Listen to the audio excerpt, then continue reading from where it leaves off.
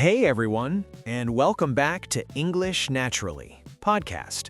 We're really happy to have you here with us today. I'm Daniel. And I'm Sarah.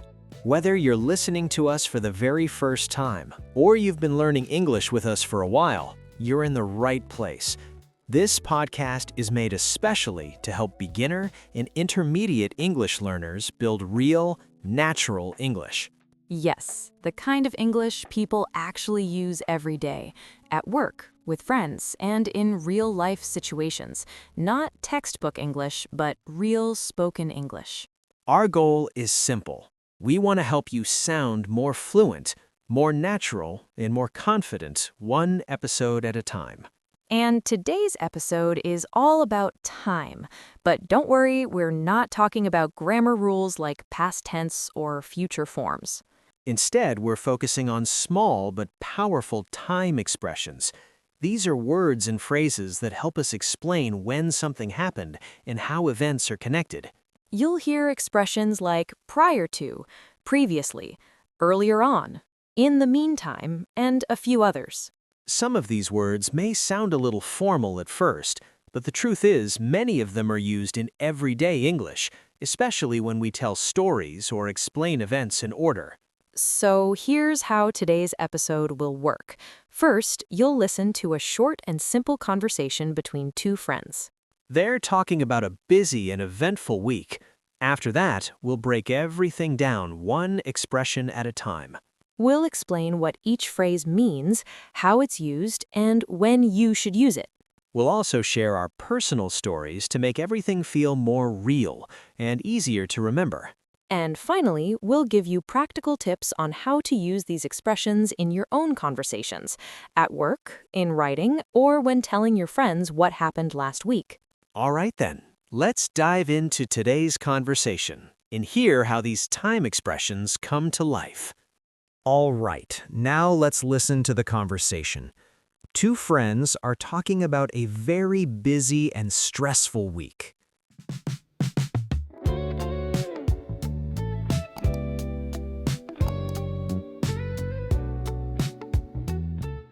Hey Nora, sorry I didn't call you back yesterday. Honestly, things have been a bit intense lately. No worries at all. What's been going on? You sounded pretty stressed in your message. Well, prior to last week, my life was actually very calm. I was just working on reports and helping my team. Nothing too serious or stressful, really. Okay, so everything felt normal before. What changed? Suddenly, my manager had to leave, and now I'm the one leading the project. Wow, that's a huge step. So they just handed the project over to you? Pretty much, and honestly, I didn't have much time to prepare. That already sounds stressful. Yeah, previously I only did small support tasks, but now I'm making decisions and leading meetings. It feels a bit overwhelming, to be honest. I can imagine. Did anything difficult happen right away? Yes. Earlier on, I had to explain the full project plan to the whole team. Honestly, I wasn't ready at all. I was really nervous. My voice was shaking, but somehow I managed. That must have been tough. And I remember you were also moving recently, right? Yeah, the new flat is nice, but it has a funny story. Formerly, it was a bakery, and I swear, every morning it still smells like cinnamon rolls. That actually sounds kind of nice. It is, but it's also strange. You're brushing your teeth and suddenly you're craving pastries. So what are you doing in the meantime? Honestly, I'm just trying to hold everything together. Meanwhile, Ellie's getting ready for her trip to Berlin. So a lot is happening at once. Exactly. We're packing her suitcase, buying gifts for her host family, booking flights, all while I'm trying to run a big project at work. So all of this is happening simultaneously. Yes, my new role at work and her travel plans started at the same time. Everything just landed on me at once. And after this busy week, do you get any kind of break? Well, following this crazy week, I have a big presentation on Monday. Then, subsequently, I need to prepare our team's monthly report. That doesn't sound very relaxing. And then Ellie leaves next Friday. I'm flying out after that to meet her in Berlin for the weekend. It's a short break, but honestly, I'll probably just sleep the whole time. Sounds like you really deserve it.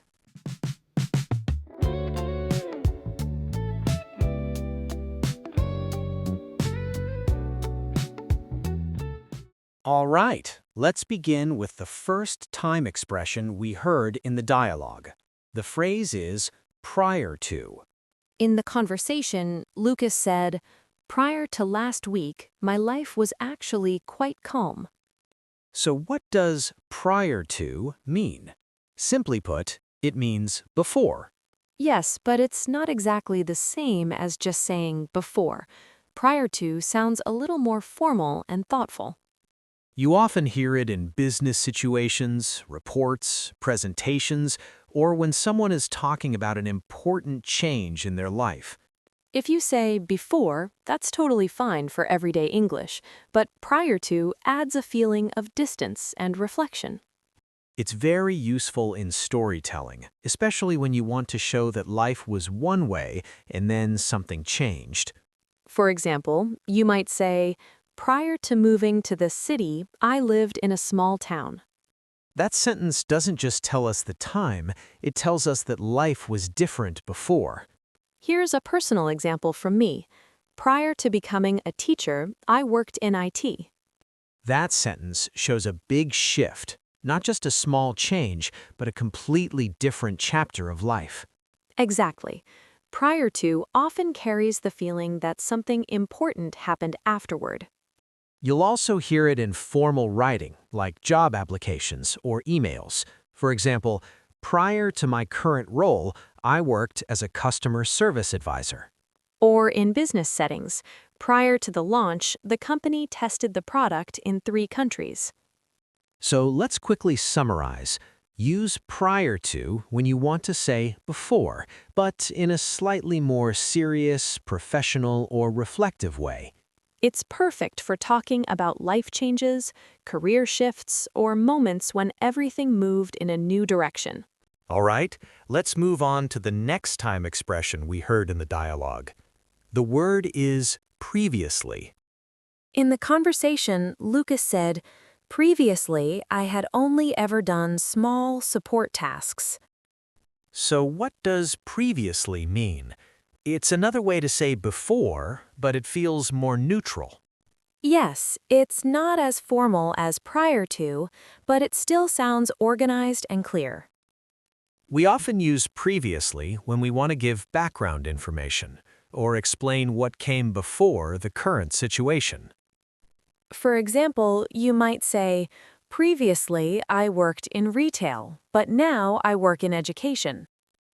This helps the listener understand your timeline, what you did before, and what you're doing now. I personally use previously a lot when talking about changes in my work. For example, previously I taught in large classrooms. Now I teach small groups online. That sentence shows a clear contrast, but it doesn't sound too formal or too distant. Here's another everyday example. Previously, my mornings were very quiet. Now they're loud and busy. Exactly. Previously is perfect when you want to smoothly connect the past to the present. You'll hear this word a lot in news reports, documentaries, and podcasts when someone is explaining background information. So remember, while prior to feels more serious or reflective, previously feels more relaxed and conversational. Both mean before, but the feeling is a little different. All right, now let's look at a more casual and friendly time expression. The phrase is earlier on. In the dialogue, Lucas said, "Earlier on, I had to explain the project plan to the whole team." So what does earlier on mean?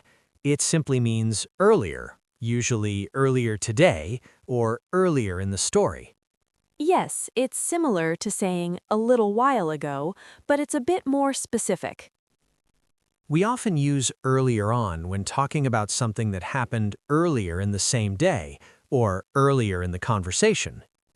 For example, you might say, "Earlier on, I sent an email, but I haven't received a reply yet."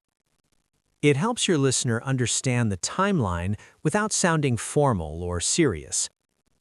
Here's a fun personal example. "Earlier on today, I tried to bake a cake, but I forgot the sugar." That happens to the best of us. Or you could say, "Earlier on this morning, my dog escaped into the garden." So remember, earlier on is great for everyday stories. Not yesterday, not last year, but recent moments. It sounds natural, relaxed, and very friendly in conversation. All right, let's move on to the next time expression. The word is formerly. In the conversation, Lucas said, "Formerly, it was a bakery." So, what does formerly mean? It means in the past, but not anymore. Yes, we use formerly when we talk about what something or someone used to be, but has changed now. This word is very common when talking about jobs, buildings, names, titles, or official roles. For example, you might say, "I'm Daniel, formerly a software developer, now an English teacher." That sentence clearly shows a big change in identity. Here's another everyday example. "This cafe was formerly a pharmacy." Even if the building looks the same, formerly tells us its purpose has changed. You'll also hear this word in news reports or formal introductions. For example, "This is Mr. Lewis, formerly head of marketing." Just a small tip for learners. Formerly sounds more formal than used to be. So in casual conversation, you might say, "It used to be a bakery." But in professional or polished speech, formerly is a great choice. All right, now let's look at one of the most useful time expressions in English. The phrase is, in the meantime. So what does "in the meantime" mean? It means during the time between two other events. Think of it as the waiting time between now and something that will happen later. For example, if your friend is coming at 6 o'clock and it's 5:30 now, you might say, "In the meantime, I'll clean the kitchen." You're using the time between now and 6 o'clock to do something useful. Here's a real-life example. "My car was at the mechanic's. In the meantime, I went for a walk and got a coffee." It helps you stay calm instead of just waiting and doing nothing. I also use this phrase a lot at work. "The students are working. In the meantime, I'll prepare the next activity." So, this phrase is perfect when you want to show that you're being productive while something else is happening. It sounds natural in both speaking and writing, and you'll hear it all the time in everyday English. All right, now let's look at another useful time expression. The word is simultaneously. Simultaneously simply means at the exact same time. In the conversation, Nora asked, "So everything is happening simultaneously?" And Lucas agreed because many things were happening all at once, not one after another. We use simultaneously when different events happen together and overlap in time. For example, you might say, "I was cooking dinner, answering emails, and helping my child with homework simultaneously." That sentence shows your attention was pulled in many directions at the same time. Here's another everyday example. The phone rang, the doorbell rang, and the washing machine finished simultaneously. This word is also very common in professional or formal situations. For example, the company launched 2 products simultaneously, one in Europe and one in Asia. Or in the news, the two leaders spoke simultaneously at separate events. One small tip for learners: if simultaneously feels too formal, you can always say "at the same time" in casual conversation. but simultaneously is great for writing, presentations, or when you want to sound more polished and precise. All right, that brings us to the end of today's episode. We really hope these time expressions help you tell your stories more clearly and with more confidence. Remember, it's not just about learning new words, it's about using them in real conversations. Try using expressions like prior to, previously, earlier on, in the meantime, and simultaneously in your own speaking and writing. The more you practice, the more natural they will start to feel. If you enjoyed today's episode, don't forget to subscribe to English Naturally podcast. Thank you so much for listening, and we'll see you next time with more everyday English you can really use. Take care and happy learning.